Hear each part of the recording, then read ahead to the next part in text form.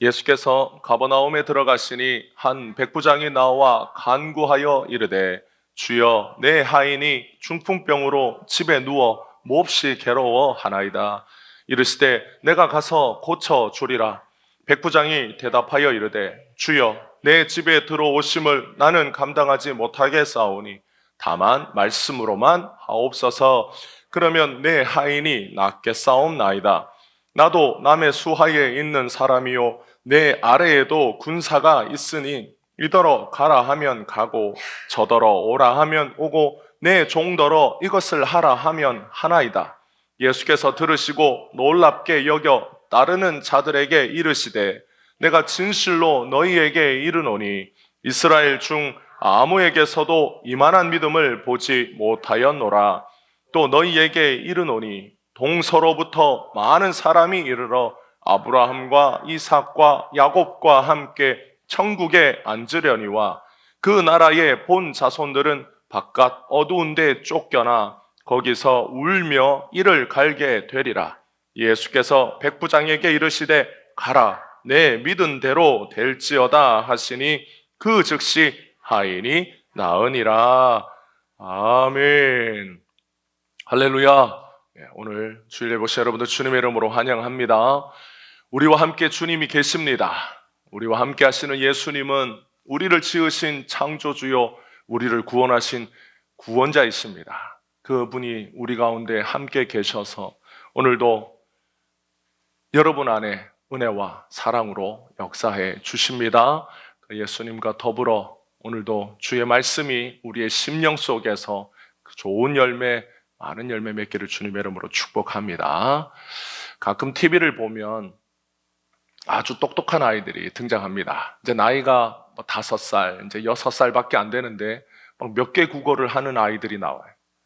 가르쳐주지 않았는데도 혼자 글을 읽고 누가 가르쳐주지 않았는데도 혼자 공부해서 한자도 보고 그리고 누가 가르쳐주지 않았는데도 이제 유치원에 들어갈 나이 정도 되는 아이가 미적분을 풀고 막 그렇게 합니다. 그러면 사람들이 야, 정말 똑똑하다. 부모는 또 거기에 비하면 너무 평범해요. 그래서 그런 아이를 보고 도대체 이런 아이가 어디서 나타났을까? 도대체 이런 천재는 어떻게 태어났을까? 사람들이 대부분 다 신기해하죠. 평범한 가정에서 아주 똑똑한 천재가 태어나는 것을 보고 부모된 우리들은 다 꿈을 꾸지만 그런 아이들은 어떻게 해서 세상에 나왔는지 잘 모릅니다. 그러나 그런 아이들이 세상에 나왔고 성경에도 보면 도대체 이런 사람은 어떻게 나왔을까? 이런 사람은 어떻게 이런 믿음을 가졌을까? 이 사람은 어떻게 이런 우리가 알 수 없는 도무지 배경과 환경을 보면 이럴 사람이 아닌 것 같은데 그의 입에서 우리가 놀랄 만한 말과 행동을 하는 그런 사람들이 가끔 등장하는 거죠. 오늘 본문의 주인공도 그런 사람 중에 하나입니다. 오늘 성경에 등장하는 이 로마의 백부장은 우리나라 군대로 치면 대대장급 정도 되는 직급을 가졌어요. 그 당시에 로마 군대의 중추는 어떤 사람들이냐면 이 백부장과 같은 사람들이 로마 군대의 중추를 이루고 있었습니다. 고급 장교로 그는 식민지 땅 이 유대 땅에서 군사를 거느리고 이 식민지 땅을 지키고 있는 사람이죠. 그러니까 그의 권력이 사실 적지 않았어요. 그런데 그가 자신의 집에 있는 하인이 아프다고 해서 예수님을 찾아옵니다.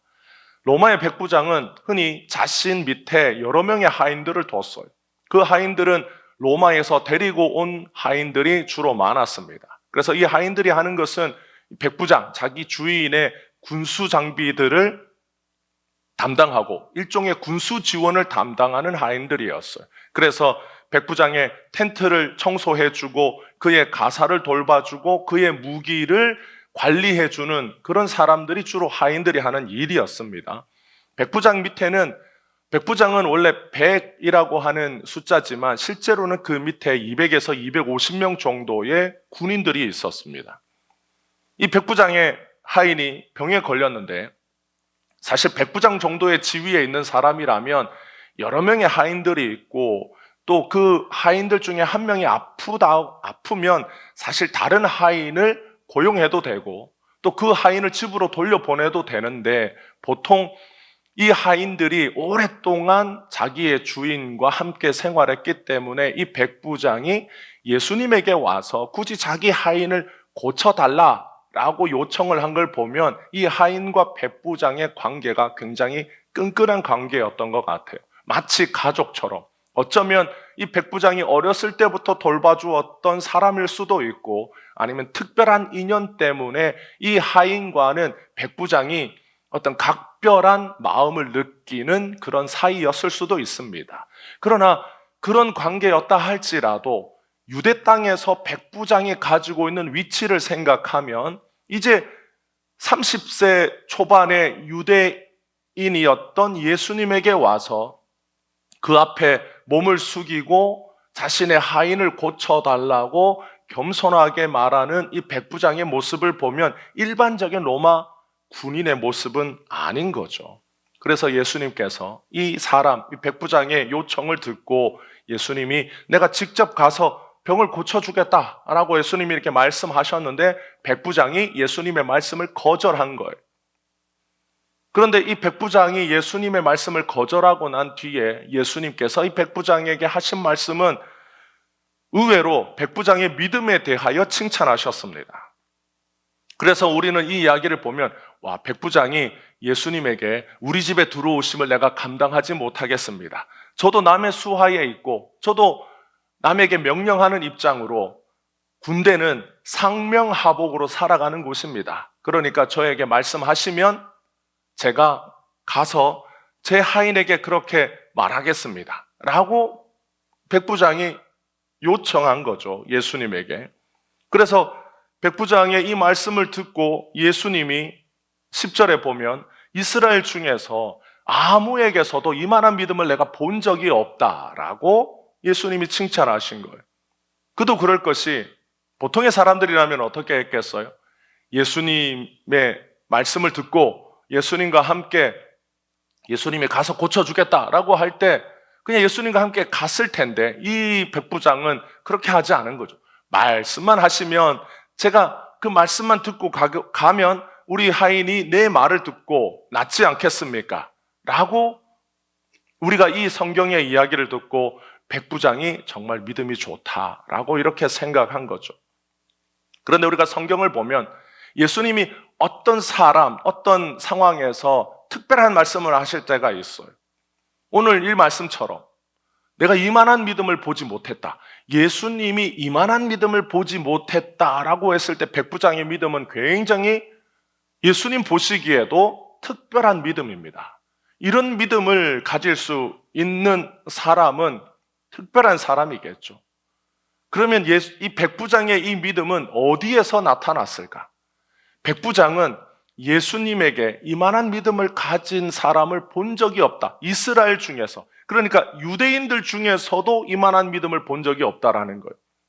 하나님을 잘 믿고 하나님을 신실하게 따르는 유대인들 중에서도, 바리새인, 서기관, 일반 유대인들 중에서도, 그 수많은 사람들 중에서도 보지 못한 믿음을 로마 장교에게서, 로마 군인에게서 발견했다라는 것 자체가 굉장히 이례적인 거예요. 그러면 유대인들은 왜 이만한 믿음을 가지지 못했을까? 그런데 우리가 성경을 읽다 보면 이 비슷한 말씀이 요한복음 5장에 나타납니다. 요한복음 5장에 왕의 신하였던 유대인이 예수님에게 와서 자기 집에 하인이 아프다는 것, 자기 아들이 아프다고 말합니다. 그럴 때 이 예수님께서 그 신하에게 하신 말씀은 그냥 가라는 거였어요. 예수님이 그때는 내가 가서 고쳐주겠다 하지 않고 예수님께서 가면 아들이 낳았을 거라고 예수님이 말씀해 줍니다. 그런데 이 왕의 신하가 그 예수님의 말씀을 듣고 갔다라는 거예요. 가는 길에 집에서 온 하인을 만났는데 그 말을 들어보니 아들이 낳았다라는 거예요. 언제 낳았느냐? 예수님 말씀을 듣고 집으로 향했을 때, 예수님이 가면 그냥 가라고 하신 말씀을 믿고 갔을 때에 자신의 아들이 낳았다라는 말을 듣습니다. 그러니까 상황은 좀 다르지만 요한복음에 있는 이 말씀과 오늘 마태복음의 이 말씀을 보면 사실 예수님의 말씀만 듣고 말씀만 하옵소서, 그러면 제가 따르겠습니다 라고 하는 그런 믿음은 종종 있었던 믿음인 거죠. 가끔 예수님 믿는 성도들이나 목회자들을 보면 주님의 뜻이 확실하면, 주님이 말씀하시면 그 말씀대로 따르겠다라고 하는 사람들이 종종 있어요. 상황과 환경은 그렇지 않다 할지라도 주님이 그렇게 말씀하시면, 주님의 뜻이 그렇다라는 걸 주님께서 가르쳐 주시면 말씀대로, 주님의 뜻대로 살겠다, 따르겠다, 순종하겠다라는 사람이 적지 않습니다. 그러면 이런 믿음을 가진 사람들은 다 예수님 보실 때에 이 백부장의 믿음처럼 이만한 믿음을 가진 사람들일까? 예수님이 이 백부장에게 이만한 믿음을 본 적이 없다라고 하셨을 때 백부장의 그 믿음은 어떤 믿음이었을까? 그리고 백부장은 이런 믿음을 어떻게 가지게 되었을까? 우리는 신앙생활하면서 믿음이 생기지 않는다라고 하는 사람들을 종종 봐요. 믿음을 가졌으면 좋겠다라는 사람을 봐요. 믿음이란 어떻게 나타나는 걸까? 이 백부장이 하인을 너무 사랑해서 하인을 사랑하는 마음으로부터 이런 주님 앞에 와서 고백하고 예수님에게 말씀만 하시면 제가 그렇게 하겠다라는 믿음의 고백을 하게 되었을까요? 아니면 이 백부장이 로마 군인임에도 불구하고 한낱 젊은 유대인 앞에 와서 머리를 숙일 수 있는 겸손함으로부터 이 백부장의 믿음이 생겨났을까요? 자신의 하인이 예수님의 말씀만으로 병이 나을 것이란 이 믿음이 백부장에게는 어떻게 나타났을까?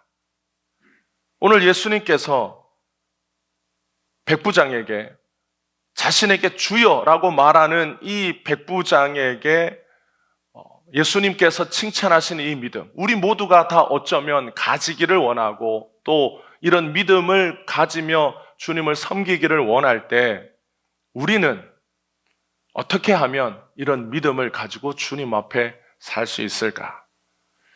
우리가 먼저 분명히 알아야 하는 것은 사람이 스스로 구원에 이를 수 있는 어떤 조건도 자격도 없다라는 겁니다. 여러분, 세상의 모든 종교는 자력 구원이에요. 내가 내 힘으로 구원에 이르는 것이 세상 종교의 원리 원칙입니다. 그건 불교나 힌두교나 이슬람이나 아니면 그 어떤 모든 세상의 윤리 종교들은 다 스스로의 힘으로 구원에 이르는 것이 원리 원칙입니다. 그래서 율법과 계명이 모든 종교 안에 있고 그 율법과 계명을 지켜서 선을 이루고 의를 이루어서 어느 경지에 도달하면 구원의 조건과 자격을 갖출 것이라고 그렇게 가르쳐요. 그런데 기독교만은 그렇게 가르치지 않습니다. 기독교는 구원은 인간이 자력으로 이룰 수 없는 것이라고 분명히 가르칩니다. 그래서 우리에게는 누가 있느냐? 구원자가 있어요. 여러분, 이슬람의 모하멧은 선지자입니다. 이슬람의 알라는 구원자가 아니에요. 이슬람의 알라는 율법과 계명을 주고 율법과 계명을 지킨 자는 복을 주고 율법과 계명을 지키지 못한 자는 벌을 줍니다. 그래서 누가 계명을 지키느냐? 그 율법과 계명, 코란에 있는 내용을 믿고 지키는 무슬림들이 자기의 힘으로 그걸 지켜서 구원에 이르는 거예요. 알라는 율법과 계명을 지키지 못하는 자를 심판하지 율법과 계명을 지키지 못한 자를 긍휼히 여기지 않습니다. 그래서 코란에 정해진 대로 율법과 계명을 지키지 않는 이방인들을 다 죽이는 거예요. 유대교도 마찬가지. 그리고 불교도 마찬가지. 불교에는 아무리 석가가 자비롭지만 자신이 자기 자신을 훈련하고 고행을 하고 어느 깨달음을 이루지 못하면 석가라도 그 중생을 구원해 주지 않습니다. 석가의 자비심은 어떻게 깨달음을 얻을 수 있는지에 대한 가르침을 준 것이지, 그 가르침을 듣고 모든 중생들이 스스로 깨달아야 열반에 이르고 극락왕생할 수 있는 거예요. 그러니까 석가의 자비심은 자기를 희생하여 중생을 구원하는 그런 자비가 아니에요. 그냥 내가 깨달음을 얻었으니 내가 어떻게 깨달음을 얻었는지 너희들에게 가르쳐 주겠다. 자비롭게 내가 깨달은 걸 너희들에게 알려주겠다. 이게 석가의 자비심이에요. 마치 전교 1등한 학생이 내가 어떻게 공부했는지를 가르쳐 주겠습니다. 이건 굉장히 비밀인데, 정말 내가 피땀 흘려서 깨달은 비밀인데 여러분들에게 그냥 무료로 공개하겠습니다. 여러분들이 공부를 이 방법을 여러분들도 똑같이 따라해서 피눈물 나게 따라해서 이루면 여러분도 성공하고, 이루지 못하면 그건 여러분의 책임입니다. 이런 거예요. 그런데 기독교는 유일하게 구원자가 있습니다. 그분이 예수님이에요. 예수님이 와서 율법과 계명으로 구원에 이룰 수 없는 자들을 위하여 예수님이 대신 율법과 계명을 이루시고 죄인들을 위하여 죽으셨어요. 누구든지 예수님을 믿는 자들에게 이 구원을 선물로 주시겠다라고 예수님이 구원의 약속을 하셨습니다. 그래서 기독교는 세상 모든 종교와 달라요. 그래서 사람이 이룰 수 없는 구원이기 때문에 구원에 관한 모든 역사는 사람으로부터 시작되는 것이 아니라 누구로부터 시작됩니까? 예수님으로부터 시작됩니다. 고린도전서 12장 3절에 보면, 그러므로 내가 너희에게 알리노니 하나님의 영으로 말하는 자는 누구든지 예수를 저주할 자라 하지 아니하고 또 성령으로 아니하고서는 누구든지 예수를 주시라 할 수 없느니라. 그러니까 성령의 역사가 아니면 누구라도 예수님을 주라 할 수 없는 것. 달리 말하면 예수님을 주라고 하는 것은, 예수님이 구원자라고 고백할 수 있는 것은 누구의 역사라고요? 성령의 역사인 거예요. 그러니까 성령께서 지금도 우리 각 사람들 안에서 구원에 관하여 역사하지 않으면 누구도 예수님에게 와서 예수님을 주라 고백하고 예수님을 믿고 따를 수 없다라는 겁니다. 구원의 역사는 사람에게서 비롯된 것이 아니라 누구에게서 비롯되었습니까? 예수님에게서 비롯된 것. 백부장이 가지고 있는 이 믿음은 그렇다면 우리가 보기에는 굉장히 이상한 것. 로마 사람으로서 예수님에게 와서 유대인에게 주여라고 고백할 수 있는 것은 상식적이지 않아요. 이 사람은 왜 예수님을 향하여 주여라고 고백했을까? 선생이여라고 부를 수도 있었고, 또는 유대 사회에서 통용되는 랍비여라고 부를 수도 있었고, 아니면 특별한 호칭 없이 치료자여 이렇게 말할 수도 있었지 않겠습니까? 그냥 유대 사람들에게 그분은 선지자처럼 보입니다. 그러면 선지자여라고 말할 수도 있었어. 그런데 이 백부장이 예수님에게 와서 주여라고 고백합니다. 이 고백은 보통의 사람들이 보면 이 사람이, 백부장이 예수님을 언제 알았다고, 예수님을 어떻게 알았다고 예수님에게 와서 주여라고 말할 수 있는가라고 생각하는 거예요. 그래서 우리는 이 백부장이 예수님을 향하여 주여라고 고백한 점을 주목해서 이 사람이 어떻게 예수님에게 이렇게 고백할 수 있었을까를 백부장에게서 찾아요. 백부장이 예수님의 말씀을 듣고 내가 가서 고쳐주리라 했을 때 백부장이 주여 그것을 감당하지 못하겠습니다, 말씀만 하옵소서라고 한 이 백부장의 믿음을 보고 우리는 이 믿음의 근원을 어디에서 찾습니까? 백부장에서 찾아요. 그래서 백부장이 겸손한 사람이기 때문에 그가 예수님에게 와서 이렇게 고백했다. 그가 자신의 하인을 사랑할 만큼 그는 심성이 굉장히 좋은 사람이었기 때문에 예수님 앞에 와서 주여라고 겸손하게 머리를 숙이고 자신의 하인을 고쳐달라는 말을 할 수 있었다. 백부장은 사랑이 많은 사람이었고 겸손한 사람이었고 그는 젊은 유대인이라 할지라도 그 유대인 앞에서 머리를 숙일 수 있는 선입견이 없는 사람이었다 라고 백부장에게서 이 모든 원인을 찾습니다. 그러면 우리는 어떻게 결론을 내려야 될까요? 우리는 백부장처럼 겸손한 사람이 되어야 합니다. 우리는 백부장처럼 자기보다 못한 사람, 자기가 부리는 하인이라 할지라도 그 하인을 사랑할 수 있는 사랑의 마음을 가진 사람이 되어야 합니다. 우리는 다른 사람을 볼 때에 그 사람이 나보다 젊다고, 나보다 어리다고 선입견을 가지지 말아야 합니다. 그렇게 살면 우리는 예수님을 알고 예수님을 믿고 예수님을 따르는 믿음을 가진 사람이 됩니다. 라고 결론을 지어야 됩니다. 그러면 그건 기독교가 아니에요. 그건 기독교처럼 보이지만 예수님도 나오고 믿음이라는 말도 나오고 기독교의 말처럼 보이고 기독교의 설교처럼 보이지만 그건 기독교가 아닙니다. 그건 복음이 아니에요. 그건 이슬람이나 불교나 아니면 좋은 생각 같은 책에서 볼 수 있는 선하고 착하게 살면 구원에 이른다라는 말과 똑같은 거예요. 그건 마치 성경의 말처럼 들리고 기독교의 용어가 들렸을 뿐이지 그건 기독교의 신앙도 아니고 복음도 아닙니다. 우리는 백부장에게서 구원의 근거를 찾으면 반드시 기독교는 유대교처럼 천주교처럼 이슬람처럼 윤리 종교가 되는 거예요. 우리는 이해할 수 없지만 백부장이 어떻게 예수님 앞에 와서 예수님을 향하여 주여라고 말할 수 있었는지 우리는 이해할 수 없지만 거기에는 아무리 백부장을 연구하고 백부장을 분석한다고 해서 거기에 이 구원의 비밀이 들어있지 않습니다. 거기에는 우리 눈에는 보이지 않지만 누구의 역사가 있었습니까? 예수님의 역사가 있었어.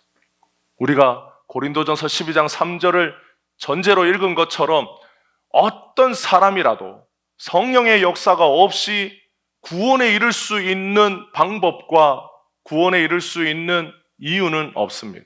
그러니까 모든 주님을 따르고 주님을 믿는 그 모든 과정에는 반드시 누구의 역사가 있습니까? 성령의 역사가 있어요. 예수님이 이 로마 백부장의 태도를 보고 다른 사람에게서는 볼 수 없는 모습을 찾았습니다. 이스라엘의 유대인들은 예수님을 보면 다 자기의 집으로 오라고 초청했어요.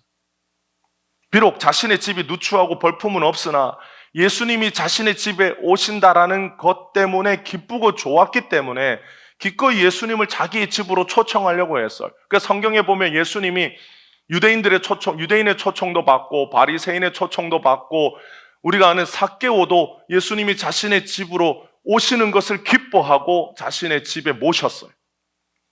그런데 백부장의 말 중에 예수님을 놀라게 한 것은 내 집에 들어오심을 내가 감당하지 못하겠다라는 말이었습니다. 예수님이 이 말을 듣고 예수님이 놀랍게 여기셨어요. 백부장이 이 말을 할 줄 몰랐다라는 뜻이 아닙니다. 예수님이 그의 말을 듣고 놀랐다라는 말은 아니 이 사람이 이런 말을 하다니 라고 해서 이런 말을 할 줄 몰랐는데 라고 해서 놀란 게 아니라 예수님이 놀랐다라고 하신 이 표현에는 예수님의 기쁨이 있는 거예요. 예수님은 백부장의 이 고백을 들으시고 예수님의 마음이 기뻤어요.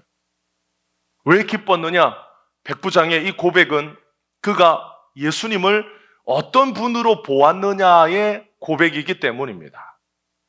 백부장은 예수님을 하나님의 아들로 보았어요. 예수님을 메시아로 보았습니다.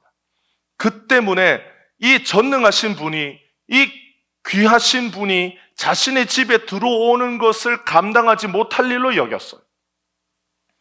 우리는 이렇게 생각할 수 있습니다. 어떻게 그런 일이 가능합니까?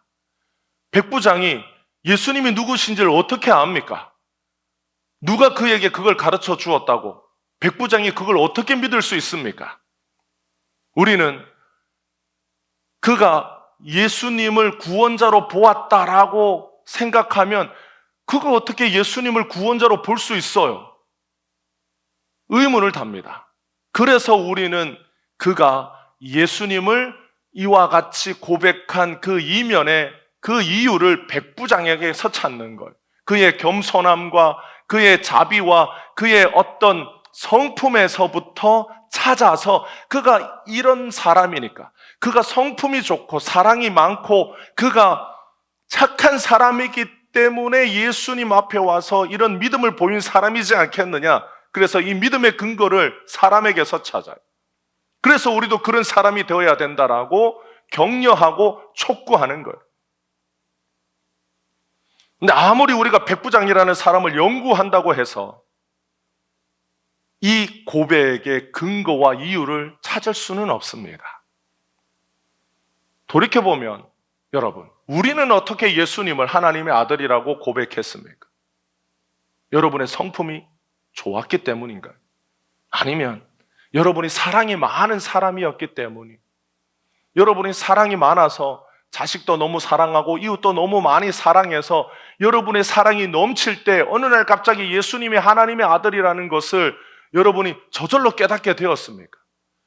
아니면 여러분의 마음이 너무 온유하고 여러분의 마음이 너무 착해서 저런 사람은 법 없이도 살 사람이라는 말을 여러 번 듣고 살았어요. 어릴 때부터 부모에게서 착한 자녀라고 소리 듣고 친구에게서 너같이 착한 애를 본 적이 없다.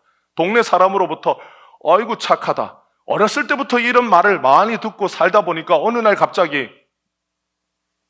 예수님이 하나님의 아들이라는 것이 저절로 깨달아졌을까? 우리는 어떻게 예수님을 믿었느냐? 우리는 어떻게 예수님을 구원자라고 고백했습니까? 우리 안에 백부장과 같은 겸손과 좋은 성품과 우리가 가지고 있는 어떤 조건 때문에 예수님을 구원자라고 하나님의 아들이라고 믿고 고백했습니까? 그렇다면 우리는 구원의 근거가 어디에 있습니까? 누구에게 있는 겁니까? 나 자신에게 있는 것. 내가 그럴 만한 자격과 조건을 갖춘 사람이기 때문에 구원받은 것. 이 표현은, 이 말은 정확하게 성경에서 구원과 관련되어 증거하는 모든 본문과 배치됩니다. 기독교의 모든 교리와 진리와 배치되는 말이 구원과 믿음에 대하여 어떤 근거를 우리 안에서 찾으면 우리는 기독교 2000년 역사, 기독교가 가지고 있는 모든 진리, 예수님께서 말씀하신 성경의 모든 말씀과 반대로 대치되는 말을 우리는 스스럼 없이 하고 있는 겁니다. 구원은 사람에게서 나오는 것이 아니에요. 우리가 예수님을 하나님의 아들이라고 믿고 고백한 것은 우리의 겸손 때문도 아니고 우리의 성품 때문도 아니고 우리가 머리가 똑똑해서도 아닌 거예요. 구원자 예수님을 백부장이 찾아온 것도, 그가 예수님을 주여라고 고백한 것도, 자신의 집에 감히 예수님을 모실 수 없는, 자신은 예수님과 비교할 수 없는 존재라고 고백한 것도 다 주님의 역사가 아니고서는 설명할 수 없고 일어날 수 없는 일입니다.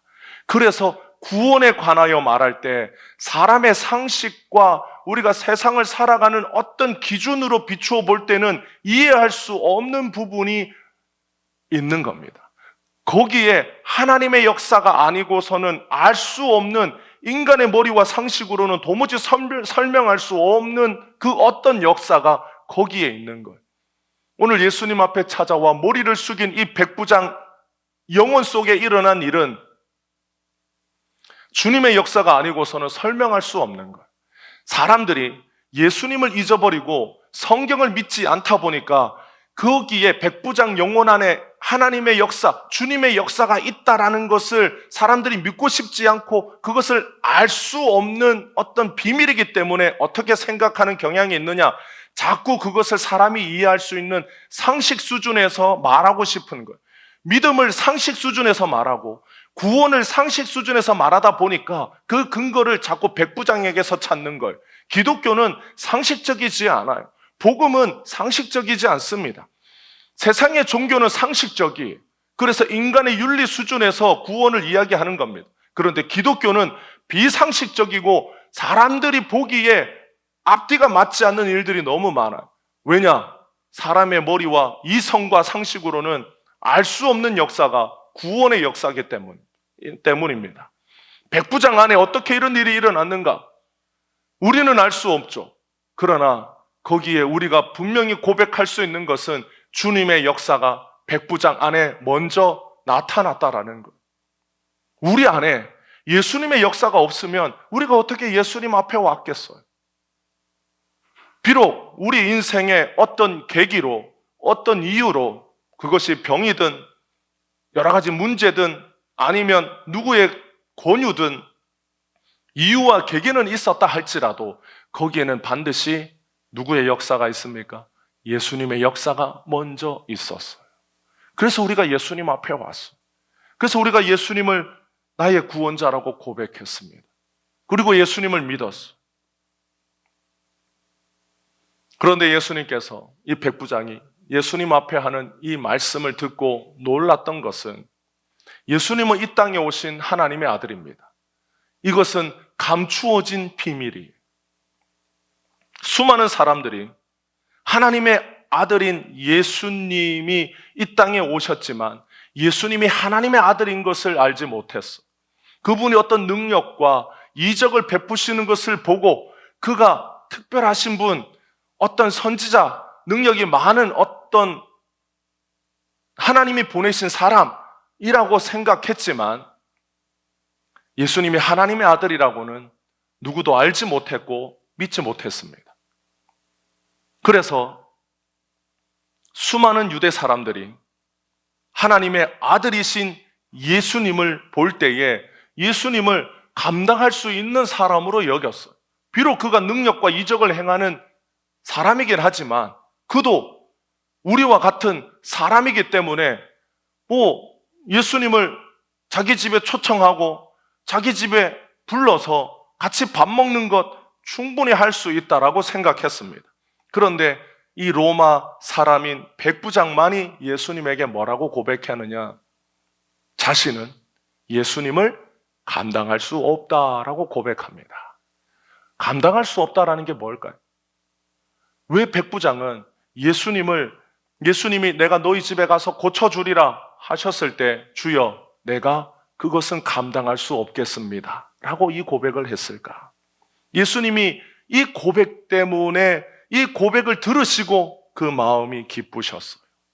이스라엘에서 그 본체가 전능하신 하나님이신 예수님을 향하여 유일하게 이 이스라엘 땅에서 백부장만이 예수님께 드려야 하는 참된 고백을 한 사람입니다. 이스라엘의 본 자손들은 다 하나님을 향해 뭐라고 요구하느냐? 자신에게 오라고 요구해요. 자신의 마음속에, 자신의 집에, 자신의 터에, 자신의 살아가는 삶 속에 임해달라고, 역사하시라고 그렇게 하나님에게 요구합니다. 그런데 백부장만 유일하게 나는 주님을 감당할 수 없다고 고백해. 이 고백, 이 믿음을 예수님은 한 번도 보지 못했습니다.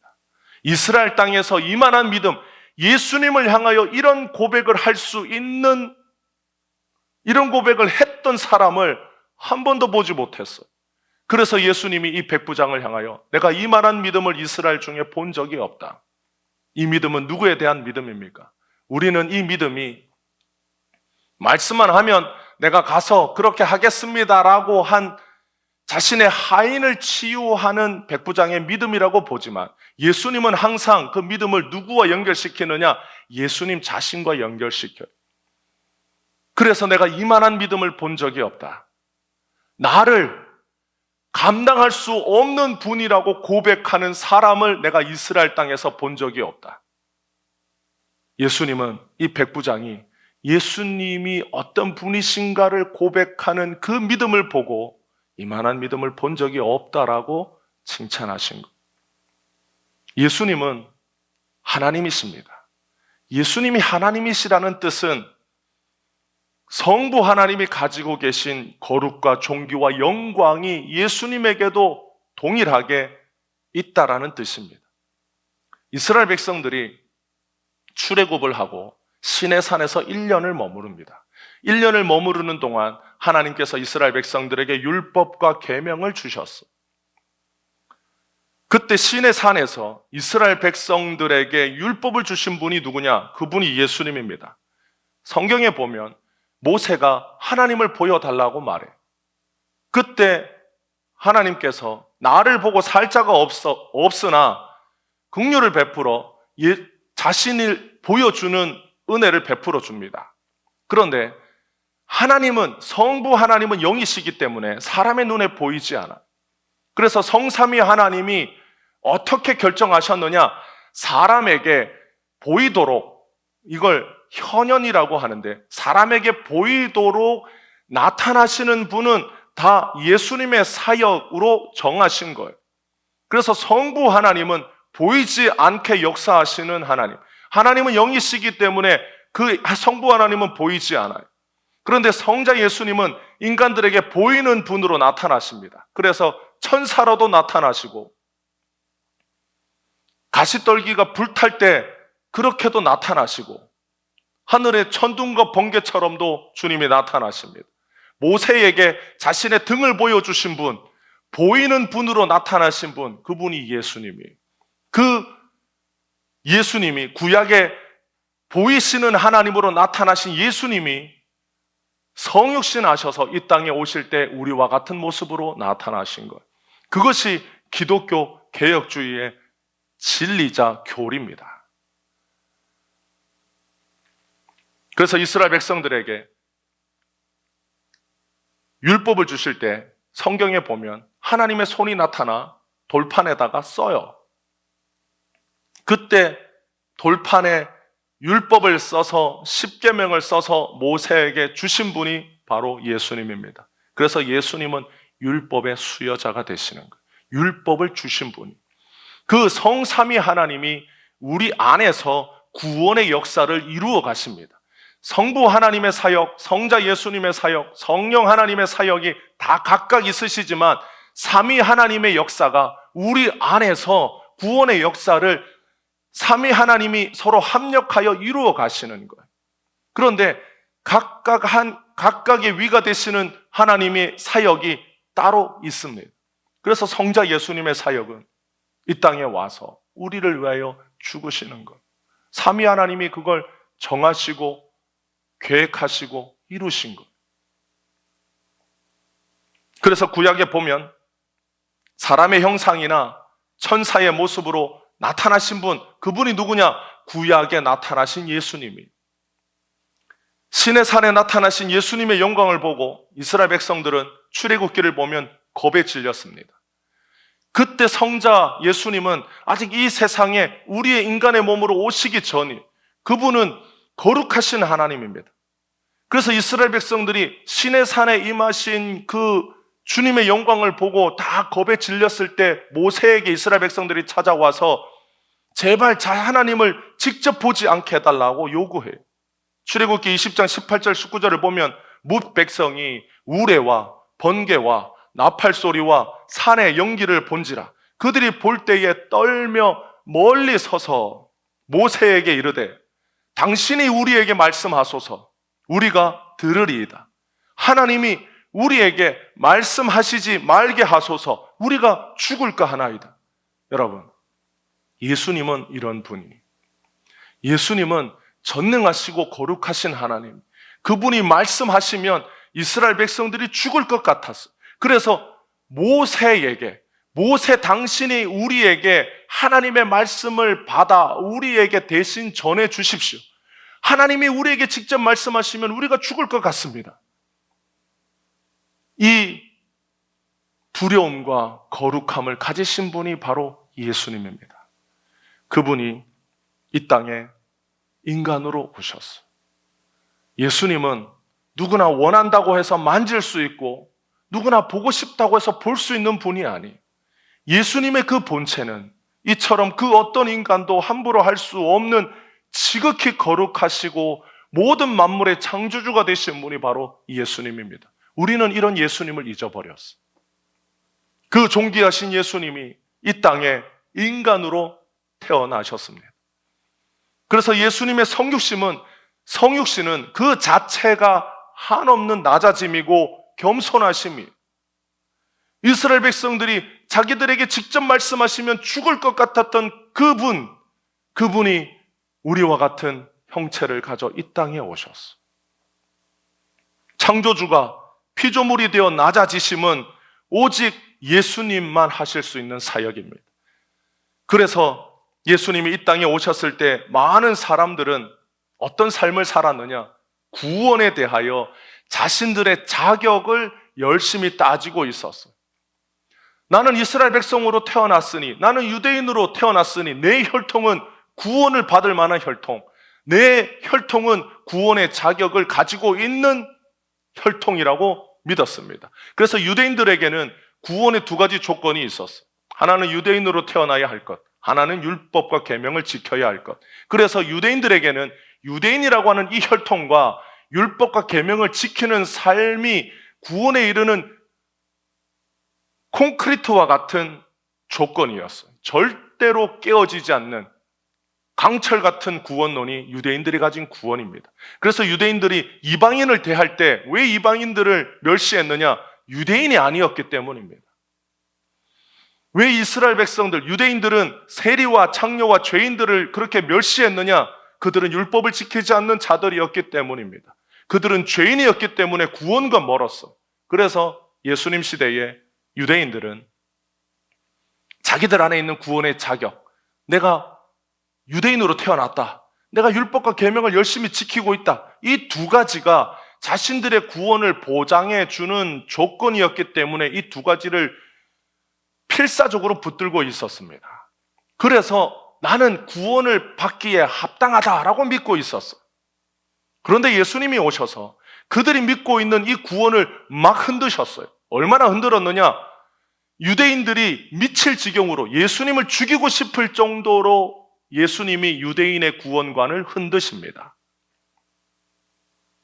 그래서 구원은 유대인으로 태어나서도 아니고 아브라함의 자손으로 태어나서도 아니고 율법과 계명을 지켜서도 아니다 라고 유대인이 굳게 붙들고 있던 이 두 가지를 예수님이 다 흩으시고 구원은 하나님이 보내신 아들, 그분을 믿는 것이다 라고 새로운 구원관을 선포하셨습니다.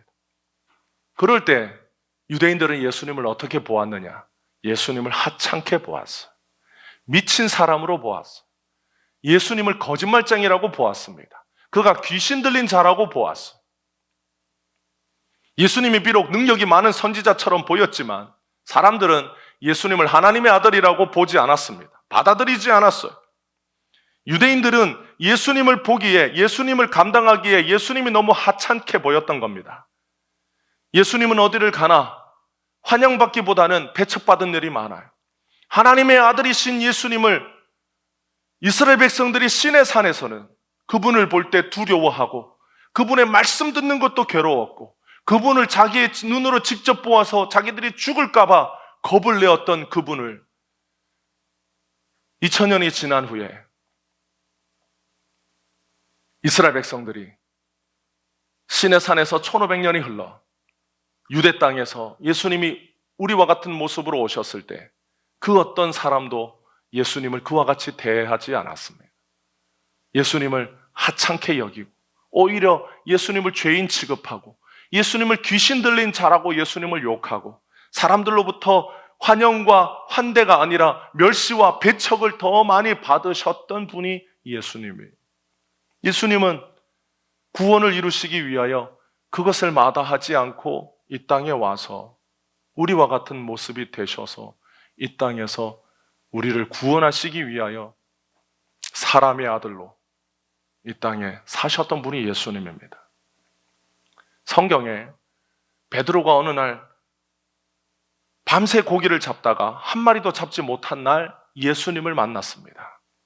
그때 예수님께서 베드로에게, 예수님은 직업이 목수잖아요. 그런데 어부가 직업이었던 베드로에게 고기를 잡으려면 배를 깊은 데로 가서 거기에 그물을 던지라고 조언을 했어요.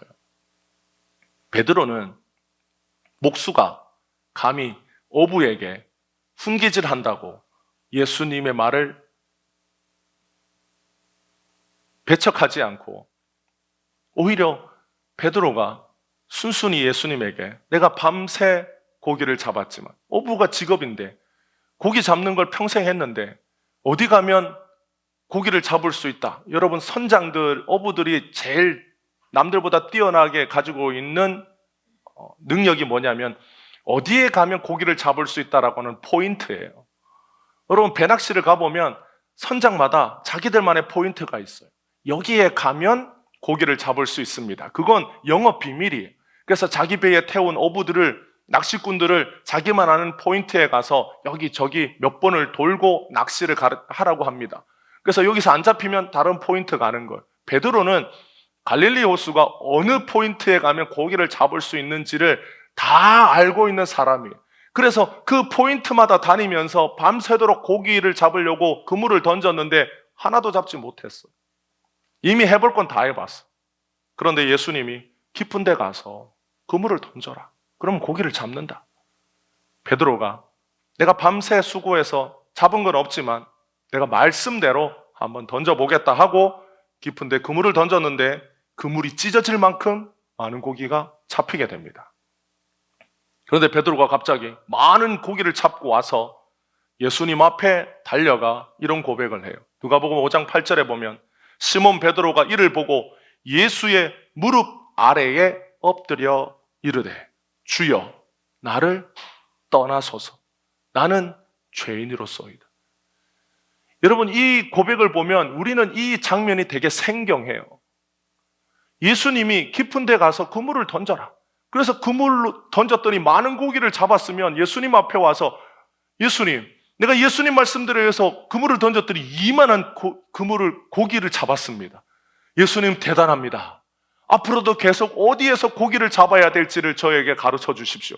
이렇게 말을 해야 뭔가 이야기의 앞뒤가 맞는 것 같은데 고기를 많이 잡은 베드로가 갑자기 예수님 앞에 와서 엎어져서 예수님의 무릎 아래 땅바닥에 엎드려서 주여 나를 떠나소서 나는 죄인입니다 라고 앞뒤가 안 맞는 고백을 한 거예요. 여러분, 예수님이 여러분들에게 말씀하셔서 어떤 사업을 했는데 돈을 많이 벌었어요. 그러면 여러분은 예수님에게 뭐라고 고백하겠습니까? 주님, 다음에도 어떻게 할지를 가르쳐 주셔서 돈을 많이 벌 수 있게 해주십시오. 그래서 주님께 영광 돌리게 해주십시오. 이렇게 고백하지 않겠습니까? 예수님이 여러분에게 말씀하셔서 여러분이 갑자기 건강해졌어요. 병들었는데 예수님이 말씀하셔서 예수님 말씀대로 했더니 병이 고쳐졌어요. 그러면 예수님에게 뭐라고 하겠어요? 주님, 다음에 제가 혹시 또 병들면 그때도 말씀하셔서 이 병에 걸리지 않도록 해주십시오. 그런데 예수님이 부자로 만들어주고 병을 낫게 해줬는데 갑자기 예수님 앞에 와서 주여 나를 떠나소서 나는 죄인입니다. 이런 고백을 하는 것 자체가 이상하잖아요. 베드로는 왜 갑자기 예수님에게 자기를 떠나라고 말씀했을까? 왜 자기가 죄인이라는 뜬금없는 고백을 했을까? 우리는 이렇게 앞뒤가 맞지 않는 생경한 장면을 보면 이해가 잘 되지 않습니다. 우리의 상식에는 안 맞는 것. 분명히 베드로의 마음 안에 어떤 일이 일어났어. 베드로의 심령 안에 자기가 밤새도록 수고했음에도 불구하고 한 마리도 잡지 못했는데 예수님 말씀대로 했더니 고기를 많이 잡고 난 뒤에 베드로의 심령 안에 고기를 많이 잡은 기쁨보다 무언가 예수님을 향한 어떤 변화가 일어난 거예요.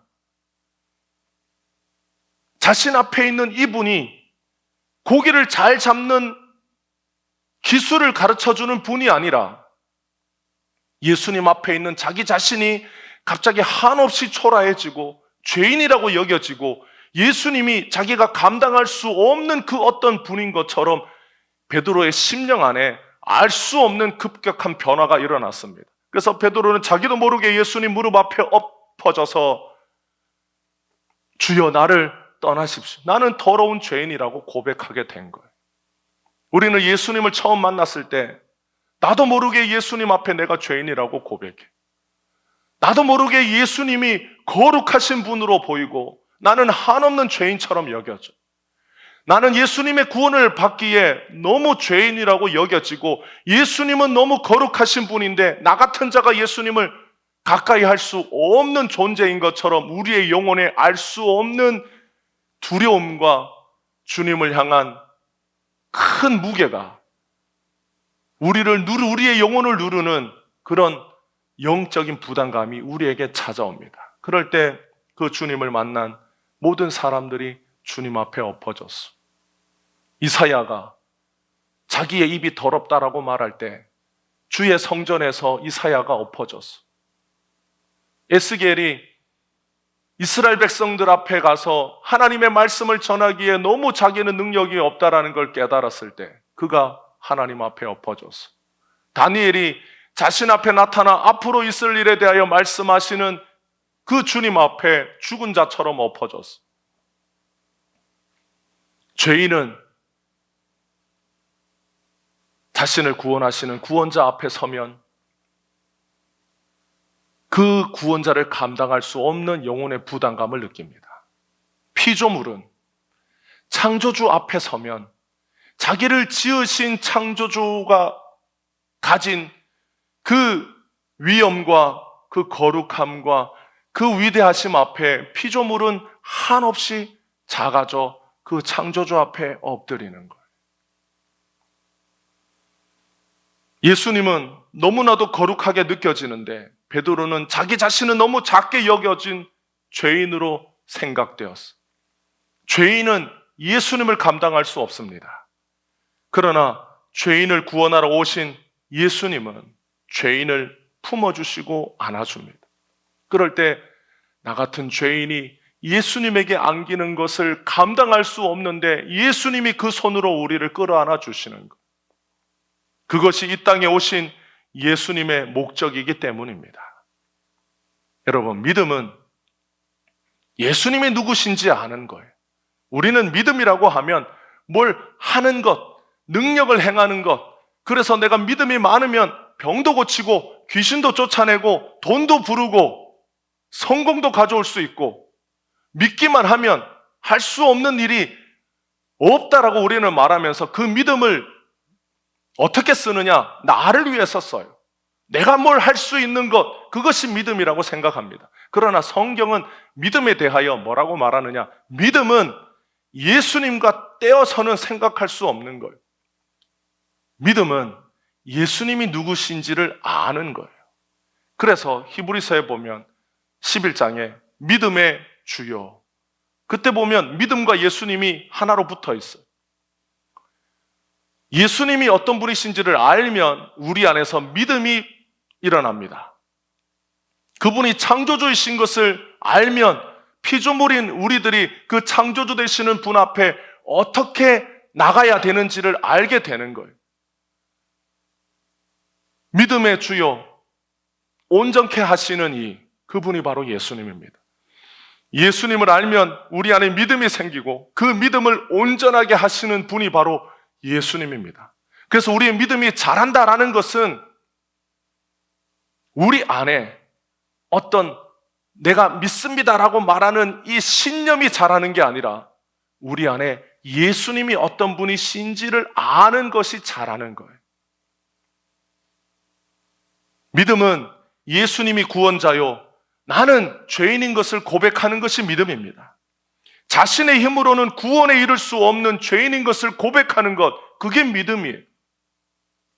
오직 죄인의 구원자 되시는 예수님만이 구원자이신 것을 받아들이는 것, 그것이 믿음입니다. 그래서 백부장은 예수님 앞에 와서 그 누구도 예수님께 이런 고백을 한 적이 없을 때 예수님에게 이 고백을 해요. 주여, 나는 주님을 감당할 수 없습니다. 나는 주님을 감당하기에 너무 작고 비천한 자입니다. 이 백부장은 로마 황제에게도 이 고백을 하지 않았어. 백부장에게, 로마 군인이었던 백부장에게 황제보다 더 높으신 분, 그분이 예수님이었습니다. 이 믿음을 누가 그에게 알게 해주었습니까? 이 믿음을 고백하게끔 누가 역사하셨습니까? 그건 백부장의 고백도 아니었고 백부장이 깨달은 것도 아니었고 오직 백부장의 심령 안에 그가 이렇게 고백하도록 예수님이 누구신지를 말할 수 있도록 역사하신 예수님의 역사가 아니면 할 수 없는 것. 참된 믿음은 어디에서 옵니까? 예수님에게서 옵니다. 믿음은 결국 우리가 열심히 우리 안에서 발전기를 돌려서 믿음을 가져야지라고 해서 가질 수 있는 게 아니에요. 결국 믿음은 예수님의 은혜로 우리에게 부어지는 것. 그래서 우리가 구원에 관하여 은혜로 구원받은 것, 구원이 선물이라고 고백하는 것, 그것은 우리 안에서 무엇인가를 돌려서 우리에게 선물로 주어지고 우리가 받을 만한 자격이 있어서 우리가 쟁취해낸 것이 구원이 아니라는 뜻입니다. 구원은 우리가 한 것이 없으나 주님의 역사로 우리에게 주어진 주님의 선물이, 주님의 역사에. 그럴 때 우리는 그러면 구원받은 우리가 주님을 위해서 할 수 있는 게 무엇입니까? 라고 생각할 수 있지 않겠어요? 그러면 우리가 예수님을 믿는 것, 그게 우리가 할 수 없는 것이라면 우리는 뭘 할 수 있습니까? 구원은 우리가 무엇을 해서 주님께 얻어내는 게 아니에요. 결국 기독교가 우리에게, 기독교의 진리가, 복음이 우리에게 가르쳐 주는 것이 무엇입니까? 우리가 이 구원을 은혜로 받았다라는 겁니다.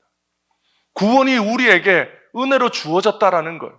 그러나 우리의 인생을 살다 보면 우리 인생에 어떤 일들이 일어나요? 주님이 그것을 계기로 해서 마치 우리가 한 것처럼, 우리가 주님을 찾은 것처럼, 내가 교회를 가야지, 내가 예수 한번 믿어볼까, 나도 신앙생활이라는 걸 한번 해볼까, 그런 이유와 그런 계기 때문에 내가 내 발로 교회를 찾아온 것처럼 보이지만 그 이면에는 누구의 역사가 있다라는 겁니까? 예수님의 역사가 있어요. 백부장이 자기 발로 예수님 앞에 왔어요. 자기 입으로 고백했어요. 그러나 백부장이 예수님 앞에 오게 하신 주님의 역사가 없이는 그는 절대로 예수님 앞에 오지 않습니다. 백부장이 자기 입으로 주님 앞에 고백했지만 그 고백 뒤에 역사하시는 주님의 은혜가 없이는 백부장은 죽었다 깨어나도 예수님을 향하여 주여라고 말할 수도 없고 나는 주님을 감당할 수도 없습니다라는 이 고백을 할 수도 없어요. 보이지 않는 예수님의 역사를 말하지 않고서는 구원은 말할 수 없는 거예요. 여러분, 우리 인생에 우리가 열심을 낼 때가 있지 않습니까? 저도 주님을 위해서 열심을 낼 때가 있었어요. 지금은 열심을 안 내느냐? 그런 말이 아닌 걸 아시죠? 과거에 청년일 때 예수님을 알고자 추운 겨울을 2달을 마룻바닥에서 얇은 방석 깔고 2달을 철야를 했어요. 얼마나 추웠던지 밤에 고개를 옆으로 돌리면 이 베개가 너무 겨울에 추워서 베개 옆으로 고개를 돌리면 이 베개의 찬 온도 때문에 잠을 깰 정도로 추운 데서 교회 1층에서 2달을 철야를 했어. 예수님을 잘 알고자. 누가 예수님을 알기 위해서 주님의 전에 불러 기도하게 합니까? 나의 열심. 여러분, 젊을 때 놀고 싶지 누가 거기에 기도하고 싶겠어? 누가 주님을 찾고자 산에 가서 주님을 알고자 기도하고 주님 위해 살겠다고 누가 산에 올라가서 기도합니까? 다 자기를 위해서 살겠다고 기도하고 나를 살게 해달라고, 나를 잘되게 해달라고, 나를 도와달라고 기도하지 누가 주님 위해 살겠다고 기도합니까? 주님의 은혜가 아니면 그렇게 주님을 위하여 열심을 낼 일이 없는 거예요. 주님이 때로는 우리 인생에 열심을 가지고 주님을 찾도록 우리의 심령을 격동시킬 때가 있어요. 주님이 아니고서는 내가 살 수 없을 것 같은 심령이 되도록 주님이 우리의 마음에 불을 지필 때가 있어요. 그럴 때 나도 모르게 나의 열심인 것처럼 보이지만 주님의 은혜가 아니고서는 주님을 찾을 수 없는 열심이 우리의 영혼을 불태울 때가 있습니다. 그럴 때 우리는 나의 인생에 그처럼 열심히 주님을 찾았을 때가 없었던 것처럼 느껴질 때가 있습니다. 그러면 그것이 나의 공로인가? 나의 열심인가? 나의 충성인가? 그때 내가 열심히 했던 그 공로로 내가 천국에 가는가? 천국에 가면 주님이 다 깨닫게 해줘요. 그때 우리의 영혼에 우리는 그저 주님 위해 살고 싶지 않고 주님과 별 관계 없이 살고 싶고 나를 위해 살고 싶고 내가 세상의 주인공처럼 살고 싶었을 때 그것이 나의 정체성인데 주님이 나에게 은혜를 베풀어 주님을 구하고 찾을 수 있는 열심을 부어줘서 나도 모르게 밤낮으로 주님 찾고 주님 위해 살고 미친 사람처럼 주님을 위해 충성했던 때 그 은혜가 누구로부터 시작되었느냐? 천국 가면 주님이 다 가르쳐 줍니다. 주님의 은혜고 주님의 사랑이었다라는 걸 가르쳐줘. 그런데 마치 그 열심과 충성이 내 것인 것처럼 우리는 그렇게 알고 살지만 주님의 역사에 주님의 은혜입니다. 백부장이 천국 가면 자기 입으로 고백하고 자기 발로 찾아갔으나 그것이 주님의 은혜인 것을 알아요. 사랑하는 성도 여러분, 그러면 우리는 이 은혜를 베푸신 주님을 알면 어떻게 살아야 합니까? 나에게 이런 열심과 충성과 헌신과 주님을 향한 이 믿음을 주신 분이 주님이신 것을 알면 우리는 어떻게 살아야 합니까? 이왕 주님이 다 주신 것이니까 그냥 나는 내 마음대로 살아도 되겠네라고 생각하는 것은 어리석은 사람. 그 사람은 주님의 마음을 모르는 사람. 부모님이 사랑하는 자녀를 돌봐줘요. 여러분, 부모는 10명의 자녀를 돌보지만 10명의 자녀는 부모 1명 돌보는 게 어렵다는 거 알아요? 부모님은 10명의 자녀를 다 돌봐줘요. 자기 몸이 쇠해지고 연약해지고 뼈마디가 쑤시고 아파도 부모는 10명의 자녀를 돌봐줍니다. 그런데 그 10명의 자녀가 장성하면 연로한 부모 1명 돌보기가 어려운 거예요. 그게 인생이에요. 그래서 부모는 그런 자식들을 원망하지 않아요. 자녀가 어렸을 때 부모가 모든 걸 쏟아부어서 다 돌봐주고 모든 걸 쏟아부어서 자녀를 양육하고 자녀를 키워도 여러분, 그 부모의 마음을 아는 자녀가 되면 어떻게 살아야 합니까? 부모니까 당연한 거지라고 하는 자녀는 불효자, 부모의 마음을 모르는 자. 예수님이 다 주면 우리는 그냥 마음대로 살면 되는 것 아닌가? 예수님의 마음을 모르는 자. 주님의 마음을 안다면, 부모의 마음을 안다면, 우리는 그 예수님의 은혜와 사랑을 안다면 우리가 어렵고 힘들 때에도 주님이 나를 도우심을 믿고 주님을 위해서 살아야 하지 않겠습니까?